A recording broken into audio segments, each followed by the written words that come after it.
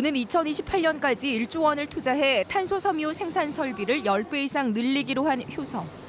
문재인 대통령은 효성의 담대한 도전과 과감한 실행을 정부가 적극 뒷받침하겠다고 말했습니다. 일본의 수출 규제를 계기로 특정 국가 의존도가 높은 탄소섬유 등 핵심 소재의 국산화와 보급에 힘쓰겠다고 강조했습니다. 탄소섬유 등 100대 핵심 전략 품목을 선정하여 향후 7년간 7, 8조 원 이상의 대규모 예산을 투자할 것입니다. 자립화가 시급한 핵심 R&D에 대해서는 예타 면제도 추진할 것입니다. 전북 농수산식품의 일본 수출 비중은 전체의 10% 남짓. 품목별로는 우선 일본 의존도가 높은 파프리카 수출 농가들의 피해가 우려됩니다.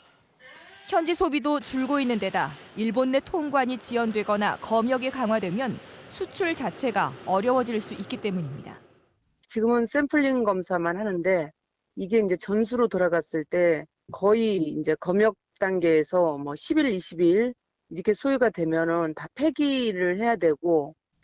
이 때문에 전라북도는 수출 농가들을 상대로 잔류농약 모니터링을 강화하는 등 비관세 장벽을 통한 규제에 대비하고 있습니다.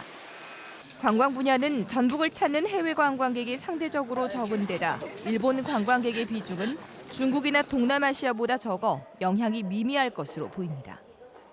전라북도는 꾸준히 늘고 있는 중국 관광객은 물론 추석 연휴와 가을 여행 주간을 앞두고 국내 관광객 유치에 힘쓸 계획입니다.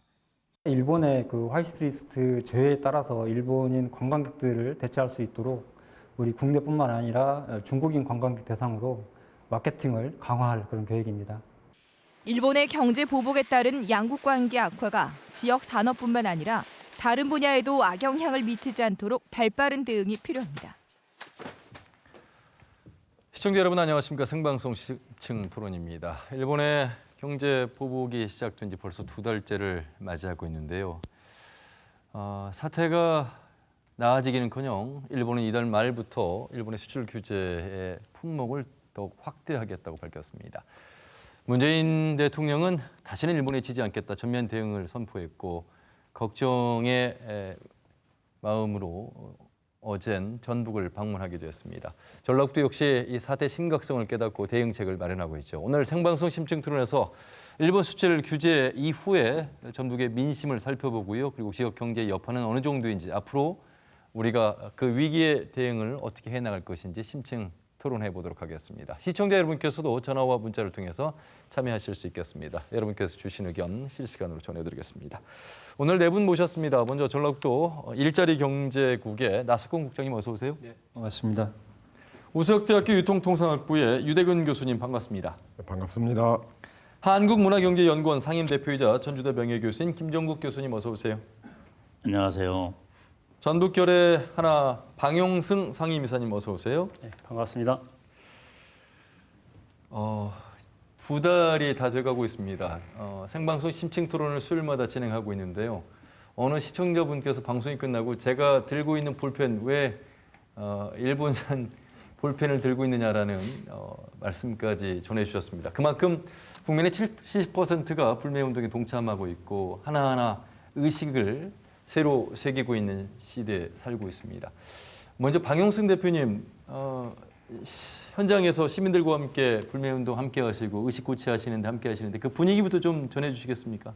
예, 그 촛불혁명을 성공시킨 우리 국민들답게 사실 그 저력이 그대로 드러나고 있는 것 같습니다. 저희 시민사회단체는 사실 거의 무슨 역할을 할 것이 없을 정도로 우리 시민들께서 너무 잘하고 계시고 실은 이제 제가 속해 있는 전북평화회의가 전라북도의 시민사회단체 한 184개 단체가 모여서 함께 연대하고 활동하고 있는데 전북평화회의 차원에서 각 단체별로 현수막을 걸자는 의견도 있었어요. 그런데 워낙에 시민들이 잘하고 있고 심지어는 반창회랄지 이런 데까지 그리고 개모임에서도 현수막을 내걸고 불매운동에 함께하고 있는 이런 상황 속에서 시민사회단체는 지켜보면서 시민들에게 도움이 될 일이 있으면 그때 나서자 할 정도로 시민들께서 자발적으로 너무나 잘하고 계신 상황인 것 같습니다. 예.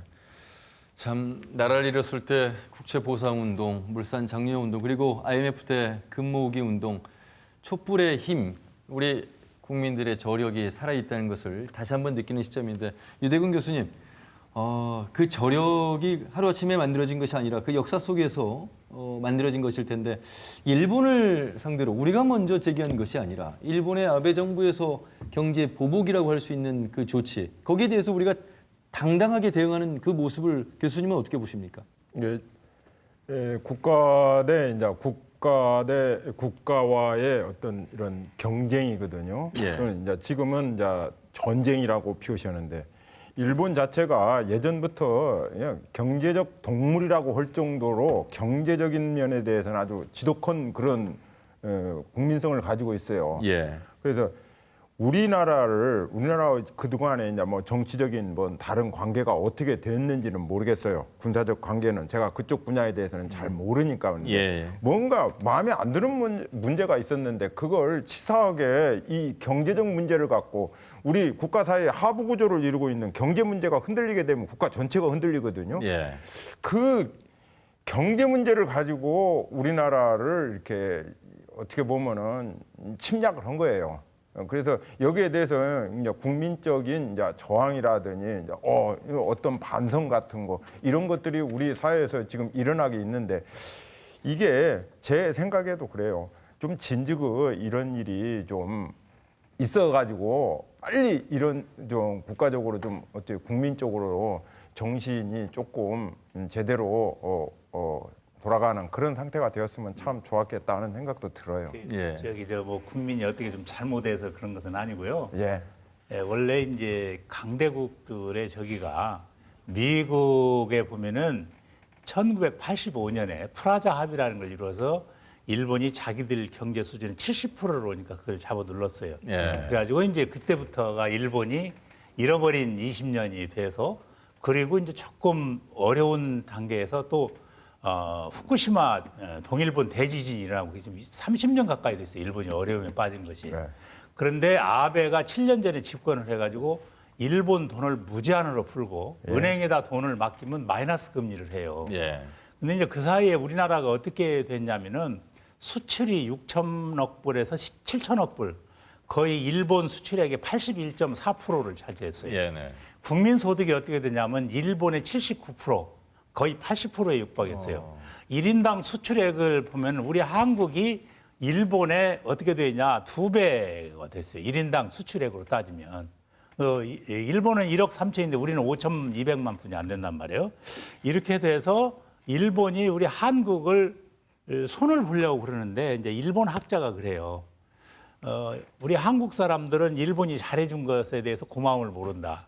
근데 일본은 또 한국이 우리가 손볼 수 없는 마음대로 할 수 있는 나라의 수준이 넘었다는 것을 모른다. 네. 네, 그렇게 얘기를 해서 최근에 이런 정황이 일본이 우리 한국이 무섭게 치고 올라오고 이제 25년도에 우리나라에서 나온 계획이고 또 세계적인 헤지펀드인 그 골드만삭스에서 얘기했는데 2025년이 되면 일본 수출액보다도 우리 한국 수출액이 넘어간다. 어허. 그래서 이제 이게 자존심이 많이 상하는 그런 거기다가 이제 가전제품, 텔레비전 같은 경우에는 우리 한국의 삼성이 54%를 차지해 세계 판매량이. 세계의 중산층은 다 우리나라의 텔레비를 보고 예. 냉장고, 그다음에 에어컨은 LG 것을 쓰고 이런단 말이에요. 그래서 이 한국을 견제하려고는 마음이 오래전부터 있었어요. 알겠습니다. 다만 현 정부가 조금 일본은 오래전부터 이걸 우리를 공격하려고 했던 것을 정부나 좀 기업체에서 조금 늦게 대응하지 않았는가. 예. 이 잘못만 있지 우리 국민들이나 기업들은 너무 열심히 해서 이런 것이 좀 왔다. 저는 이렇게 얘기하고 알겠습니다. 싶습니다. 예. 현재 분위기를 좀 듣고자 제가 말씀을 드렸는데 굉장히 자세한 경제적인 또 역사적인 측면에서 말씀을 해주셨습니다.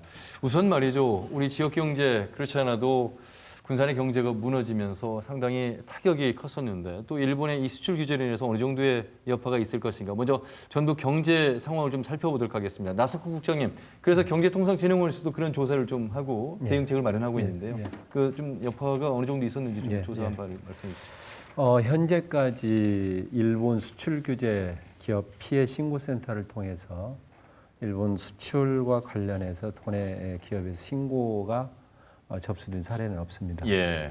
왜냐하면은 그 기본적으로 7월 4일에 세계 반도체 세계 핵심 소재에 대해서 수출 규제를 하고 8월 7일에 이 화이트리스트 폐지 조치를 하면서 추가적인 어떤 개별 허가 조치가 없었기 때문에 지금까지 나타나고 있는 것은 반도체 세계 소재 품목에 예. 대해서 이 직접적인 수출 제한 조치가 이루어지고 있는 부분인데 이와 관련해서 우리 도의 그 반도체 관련 기업은 한 12개사 정도로 파악이 되고 있고요. 예. 이 중에서 직접적으로 수출 규제 소재를 사용하는 기업은 한 3개사 정도가 해당이 되고 있습니다. 근데 그 중에서 그 기업들도 그러니까 사전에 이게 물량은 어느 정도 확보가 돼서 예. 큰 지금 단기적인 피해는 없는 것으로 확인이 되고 있습니다만 이 수출 규제가 장기화됐을 때 어떤 영향은 불가피할 것이다 이렇게 예상을 하고 있습니다. 이와 관련해서 그 수출 규제와 관련한 설문조사를 실시를 했습니다. 도내 220개 업체를 대상으로 93개 업체가 설문에 응했는데 예. 이 중에서 일본 수출 규제가 미치는 영향을 보니까 13개 업체가 영향을 미친다. 그런데 직접적으로 수출 규제에 피해가 있느냐라고 물어보니까 그 중에서 한 5개 업체가 피해가 있다고 말씀을 하셔서 예. 조금 이 직접적인 피해는 덜어지는데 그렇다면 장기적으로 이게 수출 규제가 확대됐을 때 어떻게 영향을 미치느냐를 봤을 때는 좀 더 기업체들이 좀 늘어납니다. 이것을 봤을 때 이 설문조사나 어떤 일반적인 분석을 봤을 때 수출 규제가 장기화되면 분명히 어떤 기업들에 영향을 미칠 수 있다라고 분석을 하고 있고요. 이와 관련해서 이 장기화되는 부분과 관련해서 도내의 어떤 이 제조업체 5인 이상 제조업체를 대상으로 그러니까 뭐 직접적인 수출과 관련이 없는 그 식품이나 예, 네. 뭐 목재 이런 부분을 빼고 5인 이상 제조업체를 대상으로 약 2,050개 업체를 조상을 해서 이 일본산 소재를 쓰고 있는지 예. 소재를 쓰고 있다면 얼만큼 쓰는지 그러면 대체의 계획이 있는지 그러니까 대체한다면 시간이 얼마나 걸리는지 그러면은 직접적으로 이 수출 규제와 관련해서 지원이 어떤 것이 필요한지 예. 이런 부분들의 어떤 심층적인 실태 조사를 지금 실시 중에 있습니다. 그것을 정확하게 한번 분석해보고 그에 따른 어떤 전반적인 대응책을 강구해 나갈 계획입니다. 예. 유대규 교수님 아무래도 이제 자동차나 조선 이런 그 신재생 에너지 또 뿌리산업 이쪽 관련이 이제 주를 이루는 전라북도 입장에서는 아직은 일본산 소재 부품과 연관성이 좀 적어서 그래서 좀 영향을 덜 받는다 이렇게 좀 봐야 되겠습니까? 나 국장님 그 말씀에 의하면은 도내 기업은 그렇게 큰 영향을 받지는 않는 것으로 나타나고 있는데 어떻게 보면은 다행이라고 생각하지만 어떻게 보면 조금 슬픈 일이에요. 왜 그러냐면 도내에 첨단 산업 관련 그런 기업들이 좀 적어요. 특히 또 제조업체가 타도에 비해서 좀 적거든요. 그래서 영향 자체가 좀 적어요. 그래서 소재 부품에서 일본산 첨단 어떤 그 부품을 쓰는 그런 기업체들이 그렇게 많지 않다는 거거든요. 그렇군요. 그래서 어떻게 보면은 뭐 당분간 한 뭐 그 반도체라더니 또는 그 탄소라더니 뭐 이런 쪽에 쓰는 것들도 나 국장님 말씀하신 대로 한 3개월에서 6개월분의 비축분을 가지고 있거든요. 그래서 현재로서는 당장 영향이 없다 손치지만은 장기적으로 갈 때는 우리도 좀 영향을 조금 받을 수 있다는 것을 느낄 수 있고요. 다만 이제 수출입 문제에 있어서 이건 이제 수출의 문제인데 수입이 아니고 농산물이 조금 영향을 크지는 않지만은 그래도 영향을 받게 되면은 그 경제적 약자에 속하는 농민들이 조금 타격을 입을 가능성이 있어서 좀 도에서도 신경을 썼으면 좋겠다는 생각이 듭니다. 예. 농산물 관련해서 벌써 이제 조짐이 좀 보이고 있는 모습인데 특히나 이제 파프리카 수출의 이제 비중이 좀 높은 남원의 지역을 비롯해서요. 박영수 대표님 그런 부분에 있어서 이제 대응책을 좀 세워야 될 것 같고 이제 그런 움직임이 일어나고 있는 모습인데요. 그렇죠. 그 2012년도에 이명박 대통령이 방문했을 때 그때도 우리 농수산 그 물에 대해서 검역을 강화하고 수출 규제를 좀 했던 적이 있었죠. 그래서 아마 이게 장기화된다고 하면 경제보복이 장기화된다고 한다면 반드시 그런 조치들이 취해지지 않을까라는 생각이 좀 드는데요. 그런데 지금 현재 보면은 전라북도의 농수산물 어떤 수출 양을 볼 때에 중국이 한 28.1% 정도 차지하고 있고 태국이 14.5% 그리고 일본이 11% 정도, 14% 정도 그 정도 차지하고 있는 것 같아요. 그런데 지난해에 비해서 올 6월 현재 비교해 보면 한 37% 정도 일본의 수출액이 농수산물 수출액이 좀 늘었어요. 근데 이게 아마도 아무래도 좀 위축되지 않겠냐 이런 생각이 드는데 전라북도에서 잘 대응하고 있겠지만 중국 시장이 지금 현재 확대되고 있는 이런 상황이기 때문에 수출 다변화 정책 등을 통해서 해결해 나가면 좋지 않겠냐 싶고 또 특히나 우리 농산물이 워낙 신선하고 좋아서 다른 대안을 찾지 못할 경우에 일본이 이 분야에 대해서는 손을 못 댈 수도 있지 않겠나 이런 생각도 듭니다. 예. 특히나 뭐 1차적으로 일본에 방문하는 여행객 중에 4사람이 한 사람이 이제 한국 사람일 정도로 상당히 여행을 많이 가시는데 반대로 또 일본에서 들어오는 또 방문객, 관광객이 줄어드는 그런 부분까지 생각한다면 관광에 있어서의 피해 이 부분도 이제 우려되는 대목인데요. 김정국 교수님. 네. 예.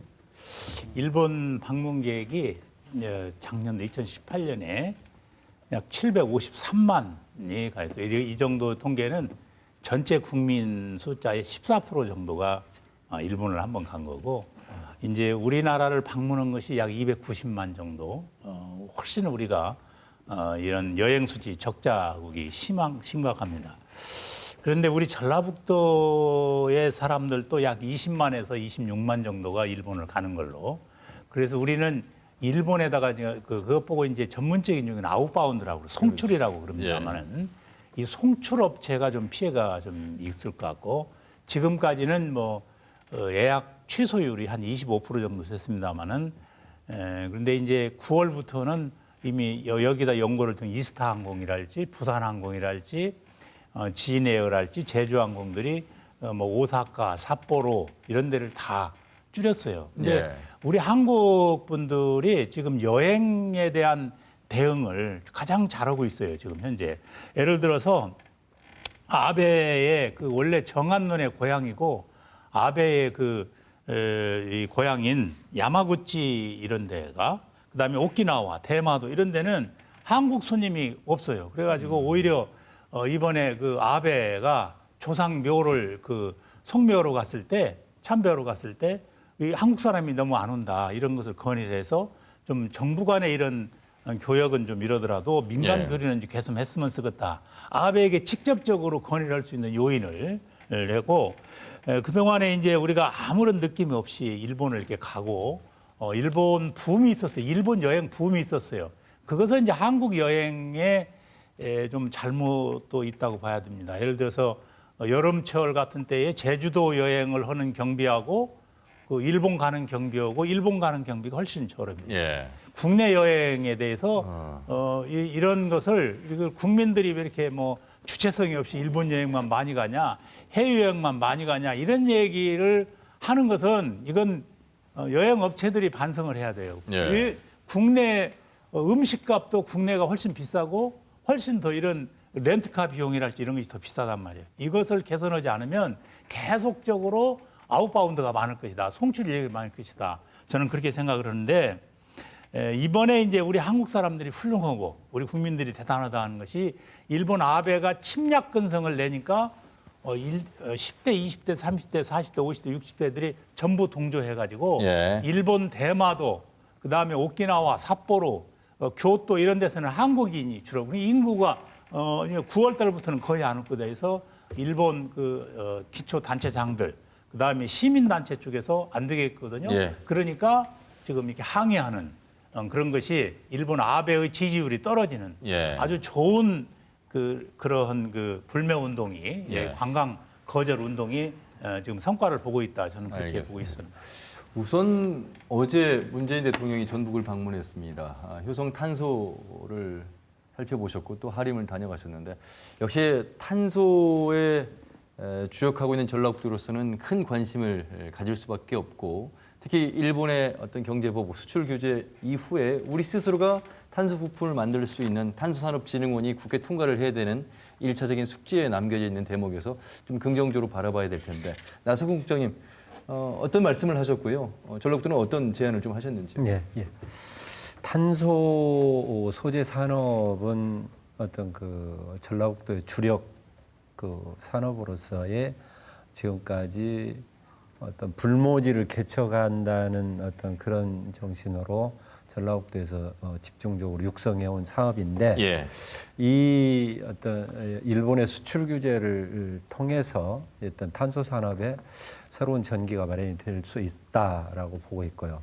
지금까지 일본의 어떤 이 탄소 소재 산업의 섬유의 생산 능력이 세계 시장의 약 43% 전체의 일본에서 그렇기 때문에 단기적으로는 국내에서 소재 부품 기업들이 영향을 미칠 수 있지만 장기적으로는 일본의 소재 부품들이 제한적으로 반입이 되니까 오히려 국내의 탄소 기업들이 이렇게 이 기업의 역량을 확대할 수 있는 기회가 되는 것이다 이렇게 보고 있고요. 예. 그에 맞춰서 이제 대통령께서 어제 이제 효성 공장을 다녀가시면서 탄소 산업의 국가 전략 산업화 이 부분을 분명히 명시를 하셨고 이 탄소 산업에 대해서 전라북도에서는 이제 특단의 별도의 이제 조치를 취할 계획으로 있습니다. 예. 그 부분을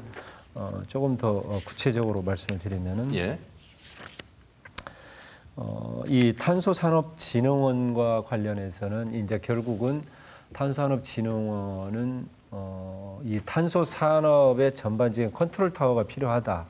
이런 차원에서 탄소산업진흥원 설립을 추진하고 있는 부분인데 이 탄소산업진흥원 설립과 관련해서는 지금 9월에 산업부에서 탄소 소재 종합 발전 계획을 발표할 계획입니다. 이 탄소산업 종합 소재 발전 계획에서 탄소산업진흥원의 타당성 조사가 여기에서 포함이 될 내용인데 이 탄소산업 종합 발전 계획에 따라서 상황별로 이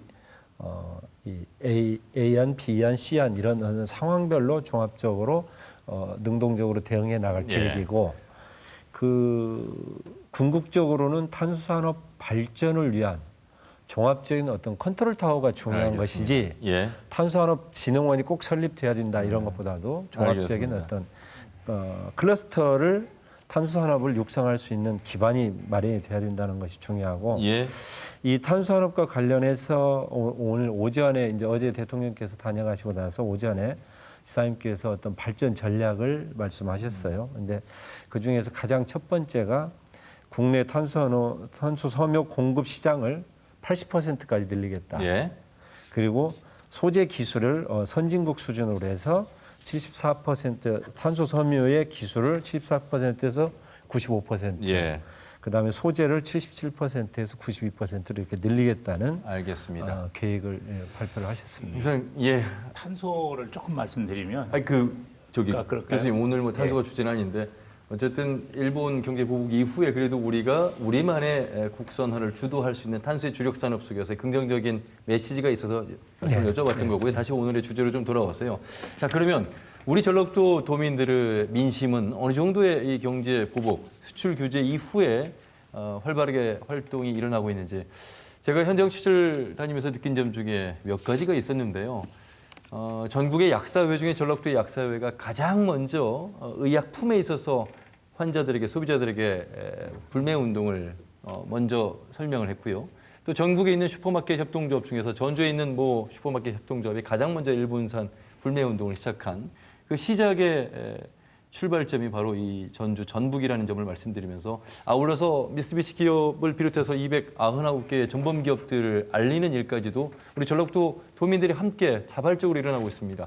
유대근 교수님, 우선 뭐 우리가 일본 사람을 미워하고 이런 부분이 아니라 일본이라는 정부가 지금 하고 있는 그런 아까 치사하다는 말씀하셨습니다만 그런 경제 보복에 대해서 우리 국민이 당당하게 일어나고 있는 모습 속에서 어디까지 우리가 의식적으로 좀 구분을 해야 되는 것인지 그리고 언제까지 이렇게 가야 되는 것인지 이런 부분들 좀 말씀해 주신다면요. 국가는 정책과 이제 외교로서 이 지금 어떻게 보면은 이 갈등 구조를 해소해야 되고요. 국민들은 이제 할 수 있는 것이 불매운동밖에 없어요. 특별히. 그리고 이제 의식이라든지 이런 것을 좀 새롭게 다지고 할 수 있는 것이 되는데 대부분의 지금 우리 국민들이 일본 그 상품에 대해서 이렇게 거부감이라든지 불매운동 이런 것들을 전개하고 있는데 아까 말씀하셨다시피 의약품 같은 경우도 사람을 치료하는 것이기 때문에 전문 의약품은 그렇더라도 좀 일반 의약품 같은 경우는 지금 약사에서 거의 다 지금 한 100개 품목을 다 매장 약국에서 빼버렸거든요. 예. 그리고 또 이 기회에 약도 그래요. 일본 의약품을 카피한 의약품을 하는 국내 제약 회사들 조금 정신을 좀 차려야 되겠죠.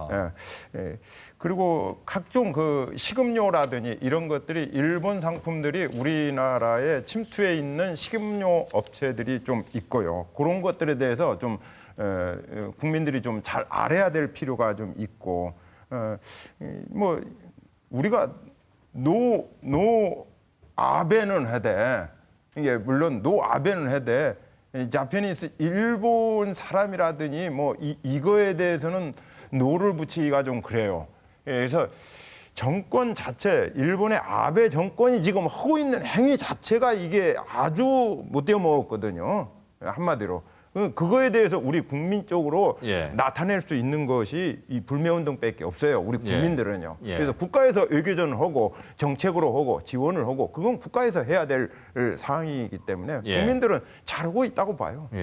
김종욱 교수님. 뭐 한일 경제 전쟁이 왜 일어나는지 어느 정도 이제 우리 국민들 도민들은 알고 계실 것 같습니다. 그런데 우리가 아직 일본에 취약한 부분들이 많이 있어서 의존도가 그래도 높은 상황 속에서 이렇게 언제까지 이렇게 경쟁 체제로 가야 되는 것인지 불매운동이 언제까지 이렇게 가는 것이 마땅한 것인지 어떤 거시적인 경제 측면에서 좀 도민들께 좀 안내를 해주시면요. 먼저 방금 유대검 교수님이 정확하게 말씀하기 국민들이 할 일은 불매운동밖에 없다 이 얘기하셨는데 이걸 이제 일본이 왜 이렇게 이거 언제까지 갈 것인가를 아무도 예단할 수 없습니다. 솔직히 말씀드리면. 일본에는 두 가지 세력이 있어요. 한국을 정벌해야 된다는 정한론 세력이고 한국하고 친하게 지내야 한다는 지한파가 있어요. 친한파가 있고. 그런데 이제 거의 한 70년 동안에는 거의 이런 그 친한파, 지한파들이 쭉 장악을 해왔어요. 그런데 아베가 7년 전부터 집권을 하면서 보통국가, 전쟁국가를 만들어야 한다고 이렇게 딱 치고 나오면서 일본의 극우 세력의 지지를 받아서 이번에 중의원 선거에서 가반을 확보를 했단 말이에요. 그리고 또 미국의 전략이라는 것은 중국이 부상을 하니까 일본과 한국을 묶어가지고 말하자면 중국을 대항을 하는 이런 해서 자기들은 전쟁 국가로 거듭나려고 하는 이런 원대한 계획 속에서 이 지금 경제 침략이 시작된 거예요. 그래서 쉽게 저는 이 문제가 잘 안 될 것이다라고 생각해서 방금 얘기했던 뭐 우리 전라북도만이 해도 아까 탄소 같은 경우도 그동안에 효성이 탄소를 생산해가지고 국내 업체에다가는 납품도 못했어요. 전부 일본 도래사에서 다 우리 거 써라 해서 완전히 효성을 죽였어요. 그러니까 효성은 텐섬이라는 섬유를 생산해가지고 외국 수출만 그동안에 한 거예요. 전주시와 전라북도가 그동안에 막대한 돈을 쏟아부었어요. 또 김한주 전 지사하고 송하진 지사께서 이거에 대해서 관심을 가지고 막대한 돈을 쏟아부었어요. 성과가 실은 없었어요. 마침 이게 오히려 이런 탄소 같은 경우 우리에게 아주 좋은 기회가 오히려 돼서 저는 일본의 이런 것이 언제 쉽게 끝날 것이다 이렇게 단정을 하고 혹시 기업체나 정부에서 미적미적 하면 안 된다. 오래 갈 것이라고 생각하고 언제든지 또 다시 공격할 수 있다고 생각해서 이번 기회에 우리들의 기업 체질을 전라북도 기업 체질도 수출도 너무나 한 군데 많이 하지 말고 다변화시키고 수입도 다변화시키는 거시경제적 측면에서 접근해야 된다. 저는 그렇게 말씀을 드리고 싶습니다. 예. 방용승 대표님, 전북 결의 하나 본부에서도 촛불 시위까지도 열었습니다만 서울 중구청 사례가 많이 알려졌습니다. 오히려 지자체나 관은 좀 더 시민들이 자발적으로 하는 것에 그 모습을 좀 더 존중하고 정부가 좀 나서는 모습을 좀 자제해달라 이런 이제 메시지 아니었습니까? 70% 정도가 다 이런 불매운동에 찬성하는 그런 모습 속에서 촛불의 힘이 역시 계속 전해지고 있는데요. 어떻게 가는 방향이 좀 바람직하다고 보십니까? 예. 그 지금 시민사회단체조차도 사실은 조심스럽게 예. 지켜보면서 지금 이제 촛불을 뭐 다른 지역의 이제 결의 하나에서도 좀 추진을 좀 하긴 했지만 지금 현재는 광화문을 중심으로 해서 7월 22일부터 매주 토요일 날 지금까지 촛불을 진행해 왔는데 지난 8월 15일 날 광복절에는 한 10만 인파가 그 광화문에서 집회를 했어요. 예. 시민들이 그만큼 이번에만큼 물러서지 않겠다는 그런 입장을 분명히 보여주고 있는데 사실 8월 15일 광복절에 광화문에 그 10만 인파가 모였을 때 거기에 일본 사람들도 많이 왔어요. 예.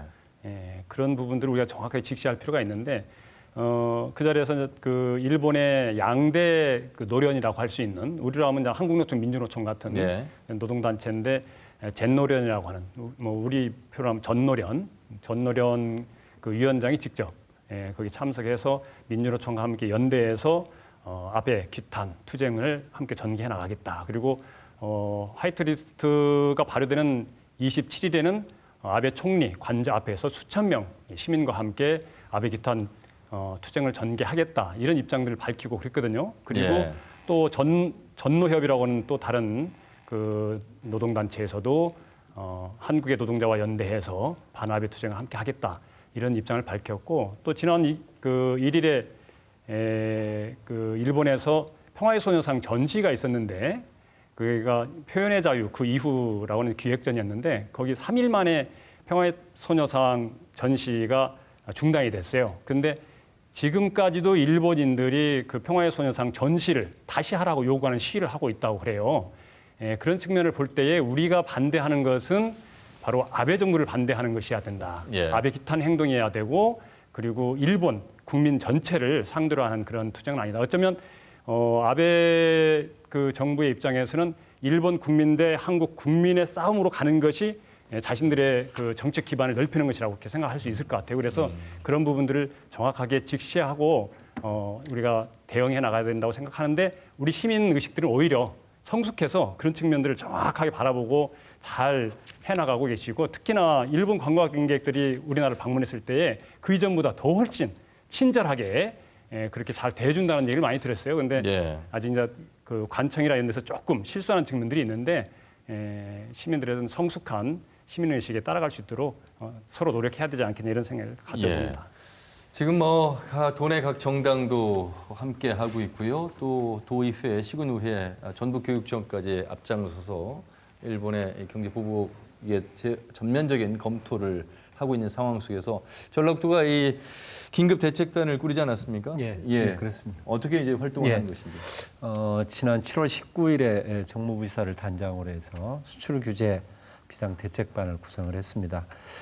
이 비상대책반에는 비단 어떤 저희 경제단체 경제 관련 부서만 있는 게 아니라 아까 말씀하신 농식품, 그다음에 관광 이런 부서를 다 포함하고 유관기관 그리고 14기 시군까지 다 망라해서 어떤 총괄적인 대응 체계를 구축해 나가고 있습니다. 예. 그래서 일단은 수출 규제 긴급 대책위를 했고 그다음에 중간에 또 점검위 그리고 아까 제가 말씀드린 것처럼 전반적인 도내 제조업체를 대상으로 한 전반적인 실태 조사를 지금 진행해서 그 결과를 바탕으로 다음 주에 지사님 주재 범 어떤 유관기관 대책위를 다음 주에 개최할 계획입니다. 그래서 그런 부분들을 다 모아서 총력적으로 대응해 나가고 계획입니다. 예. 뭐 패널 분들의 말씀만 듣기보다는 우리 방청객에도 많은 분들이 오셨는데요. 방청객의 의견을 좀 들어보도록 하겠습니다. 어느 분께서 본인 소개 좀 해주시죠. 우리가 일본이 아니고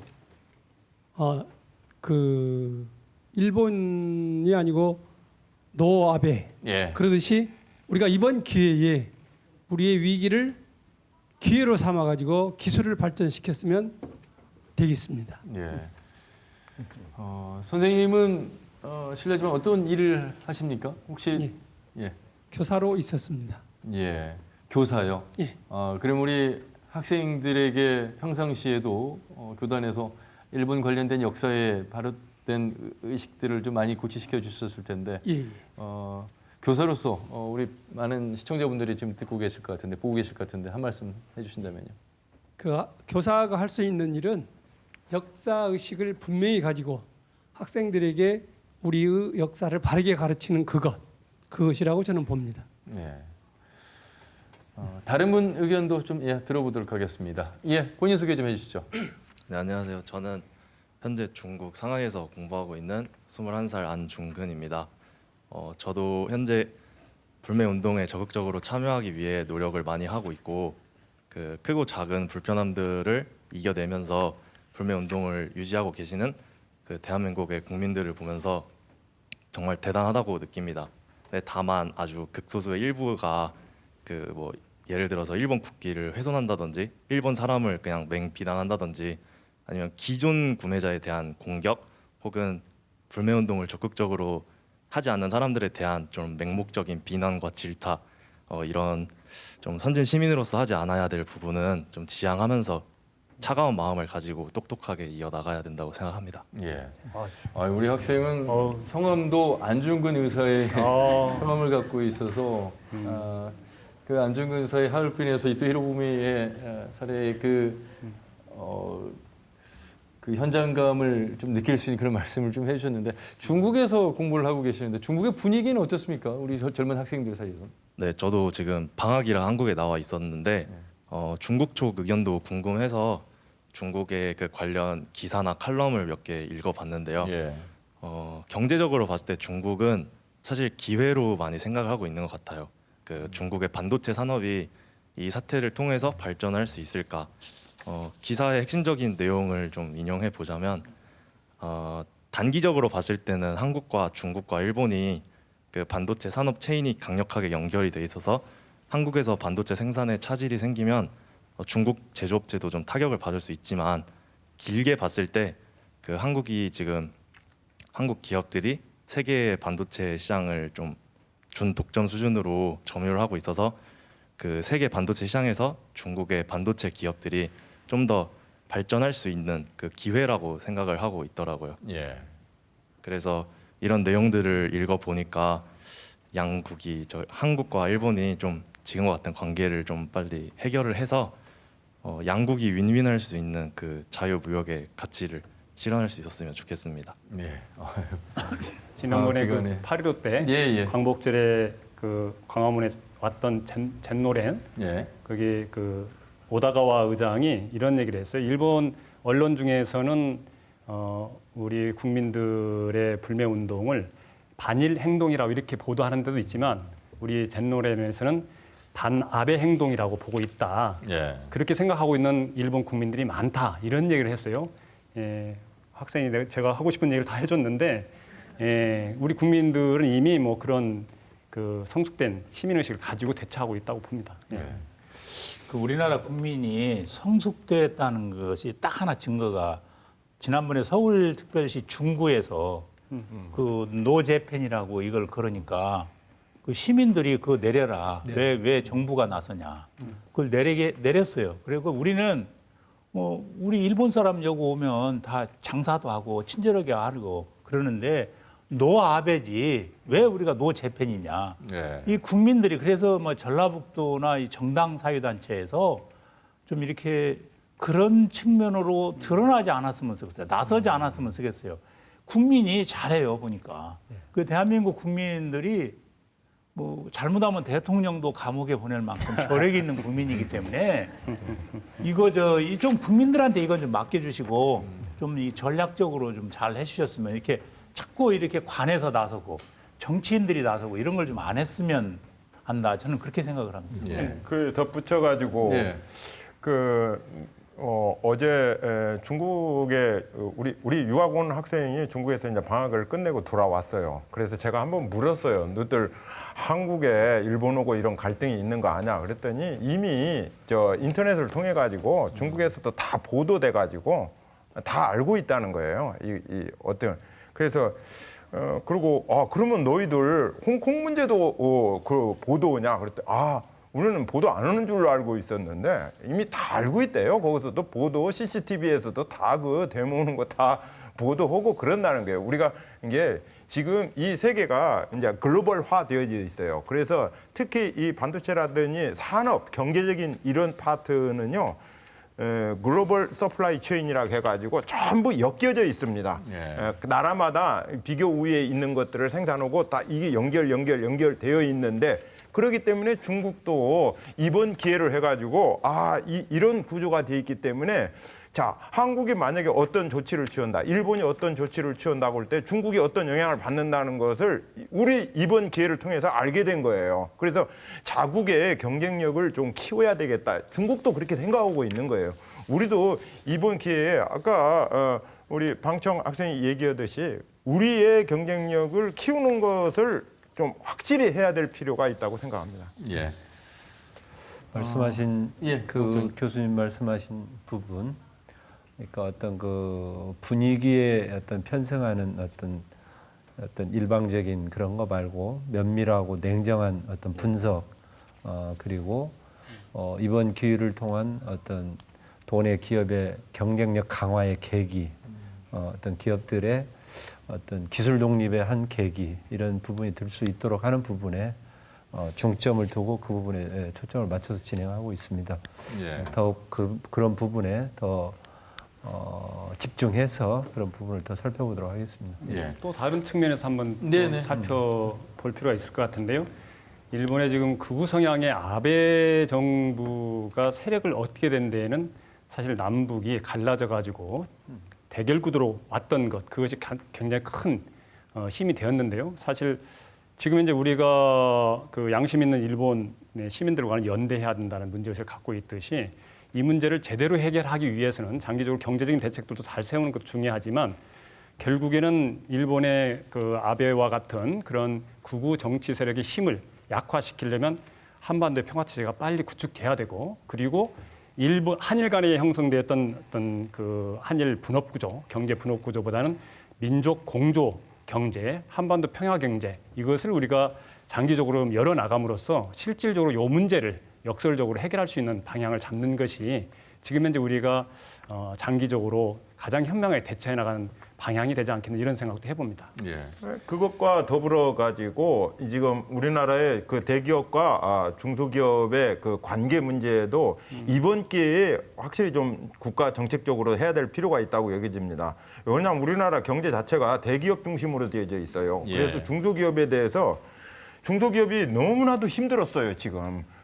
중소기업의 기술력을 갖고 있어도 그거에 대해서 대기업에서 써주지를 않아요. 부품이라든지 뭐 이런 거 써주지를 않으니까 더 이상 기술 개발을 할 수도 없고 상품의 퀄리티를 높일 수가 없게 되어져 있는 구조인데, 이번 기회를 통해 가지고 우리나라에 있는 자체에서 대체 가능한 부품이라든지 소재 같은 것들은 좀 많이 써가지고 중소기업들과 대기업들이 좋은 이런 관계를 갖는 그런 것을 형성하는 하나의 계기로 삼는 것도 필요하다고 여겨집니다. 예. 이제 우리나라 경제 구조가 이제 재벌 경제가 이끌어 와가지고 이제 여기저기서 국제 분업 체제 속에서 여기저기서 이제 값싸고 질 좋은 것을 사다가 만들어서 완제품을 만들어서 해외에다 수출해가지고 이렇게 빠르게 성장한 거예요. 그래서 그걸 좀 조금 이게 좀 쉬운 말로 얘기하면 재미를 봤죠. 근데 이번에 이제 탁 걸린 거예요. 그래서 이번에 그 많은 학자들이나 긍정적으로 생각하는 사람, 이게 오히려 우리 한국애한테 아주 좋은 기회를 주었다. 다만 일본에 있는 아베는 극우 성향에서 한국을 어떻게 보면 그 지배하려고 그러고 정복하려고 하는 이런 DNA, 아버지부터 시작해서 외할아버지부터 시작해서 할아버지 때까지 전부 문제 있는 이 아베 아버지는 평화주의자예요. 예, 그런데 이렇게 돼가지고 DNA가 이거 완전히 문제가 있는 사람. 그래서 알겠습니다. 이번 기회가 오히려 우리 한국을 한다. 다만 우리 전라북도가 피해가 없다는 것은 기업이 너무 약하다. 그러니까 이제 좀 대기업한테 납품할 수 있는 중소기업을 좀 개발하는 것이 전라북도의 또 하나의 사명이다. 그렇게 생각합니다. 어제 대기업 중소기업과의 동반 성장 이 부분이 매우 중요한 정책적 목표, 정책 과제라고 생각을 하고 있고요. 그 부분에 초점을 맞추고 있습니다. 어제 대표적으로 대통령께서 참석하신 그 효성 탄수산업 부분이 바로 그런 실증적인 예인데 어제 이제 효성 공장에서 수요 기업들이 다 모여서 협력 MOU를 이렇게 체결을 했습니다. 그런 과정을 통해서 대기업도 살고 중소기업들도 실질적으로 필요한 부분들을 개발해 나갈 수 있는 그런 체제를 갖추고자 합니다. 네. 사회자가 필요 없을 정도로 네 분이 자발적으로 말씀해 주셨는데 저희 도민분들, 시청자분들께서도 아주 현명한 말씀들을 해주셨습니다. 몇 분 소개해드리도록 하겠습니다. 일본은 한국 물품 수입을 줄이는 등 경제 보복을 실시하고 있다. 대응 방안으로 먼저 우수 상품을 먼저 우리가 개발하고 경제력 등을 키워야 한다. 무주권적인 반일보다 민간 교류를 유지하면서 아베 정권을 타도해야 한다. 일본에 대응한 강력한 수출 상품을 이 시기에 개발해야 한다. 우리는 역사적으로 우리나라가 당해온 것을 잊고 산다. 지금까지 충분히 일본을 통해 취할 것은 취하고 얻을 것은 얻었다. 이제 철저히 배척하고 몰살해야 한다는 의견도 있고요. 지속적이고 체계적인 불매운동, 반아베 운동이 이루어져야 한다. 그리고 일본 수출 규제로 인해서 피해를 보는 것은 결국 일본 국민, 한국 서민이다. 불합리한 수출 규제 하루빨리 풀어야 한다. 이런 의견을 주었습니다. 아마 방송을 보시는 시청자분들께서도 자발적으로 불매운동하고 계시고 역사에 대한 의식을 다시 한번 되새기는 그런 시간이 되겠습니다. 울산의 한 자그마한 미용실을 운영하고 있는 원장은 이런 말을 했습니다. 일본에 여행 가시는 분들, 계획하신 분들이 취소하신 분들 저희 미용실에 오시면 무료로 머리를 해드리겠습니다. 자, 큰 것이 아니라 작은 것부터 내가 할 수 있는 역사에 대한 의식 속에서 자발적으로 할 수 있는 불매운동 이런 부분들이 큰 힘이 되지 않을까 생각해 보면서요. 아울러서 끝으로 일본이 이렇게 계속해서 장기화 수출 규제를 하게 된다면 그 장기화 속에서 버티지 못한다면 힘들어하는 중소기업들 또 조그마한 중소상인들 이런 부분들에 대한 대책도 필요할 것 같습니다. 그래서 그 부분들을 중점적으로 마무리 말씀을 들어봐야 되겠습니다. 유대근 교수님, 어쨌든 이런 부분들에 대해서 장기화되지 않아야 될 텐데 장기화되면서도 그 피해를 줄이기 위해서 지금 뭐 도가 또 긴급 대책반도 꾸리고 있는데요.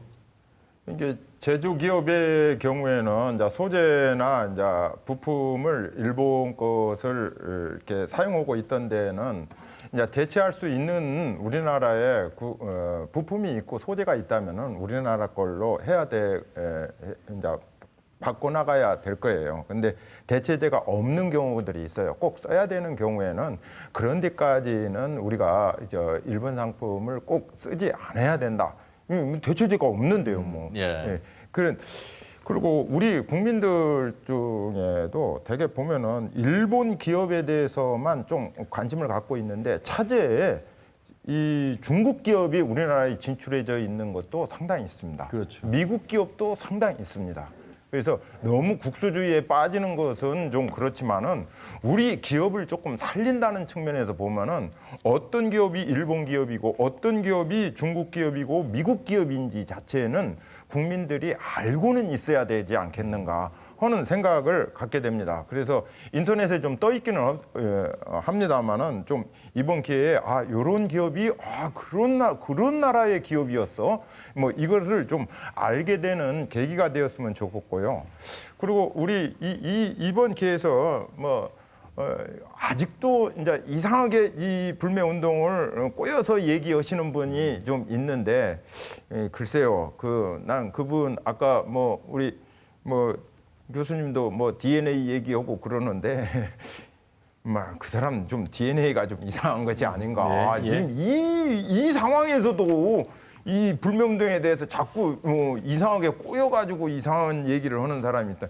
좀 자존심을 좀 높이고 좀 일본이 호시탐탐 우리를 자꾸 지배하려고 하고 경제적으로 하는 거에 대해서는 좀 의식적으로 좀 알겠습니다. 독립적인 그런 자주성을 확보했으면 좋겠다는 생각이 듭니다. 예, 고맙습니다. 박영수 대표님, 역사의식적인 측면에서 시민단체에서 말씀하시죠. 우리가 역사 교육은 사실은 과거를 통해서 교훈을 얻고 미래를 올바르게 개척해 나가자는 취지에서 역사 교육을 하는데요. 독일은 지난 전쟁 범죄에 대해서 아주 철저하게 가르친다고 그래요.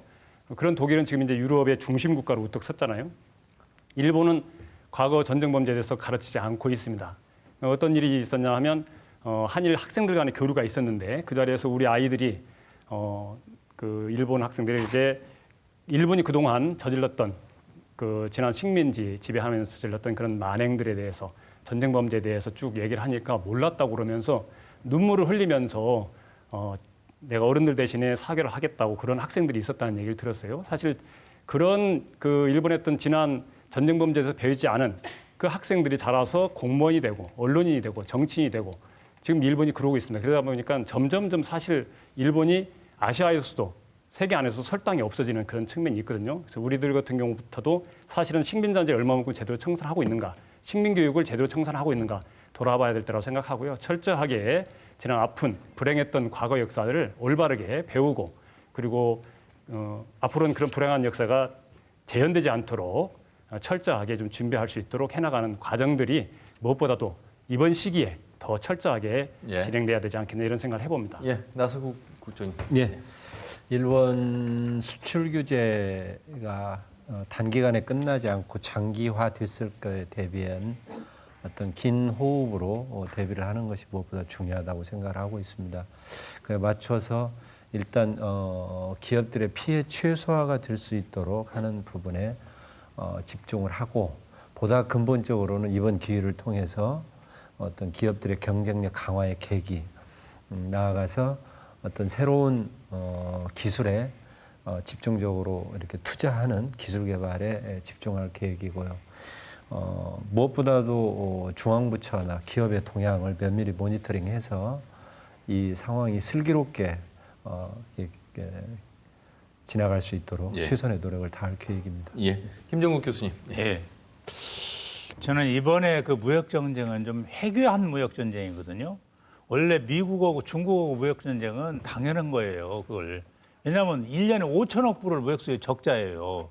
미국이. 그러니까 미국의 입장에서 너희들 우리들 물건 사라. 그런데 우리가 1년에 240억 불, 어떤 면에서는 300억 불까지 적자를 하고 있는데 우리가 무역 전쟁을 해야 되는데 일본이 우리들한테 물건 못 팔겠다 이런 게 아주 세계 유례에 없는 무역 전쟁을 이번에 한 거예요. 그래서 세계의 연구 기관이랄지 이런 곳에서 아베가 실수한 것이라고 그럽니다.